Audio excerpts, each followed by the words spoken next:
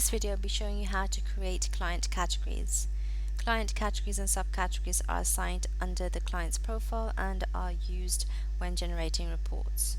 So click on Clients, Settings, and the Categories tab, and create a new category from here. You can add a name and a description. You can also change the category label so that it appears as you need it to be. We've named our client category location so that we can record the location of our clients into groups, and you can create subcategories, and then we have here a case type, for example, for our subcategory.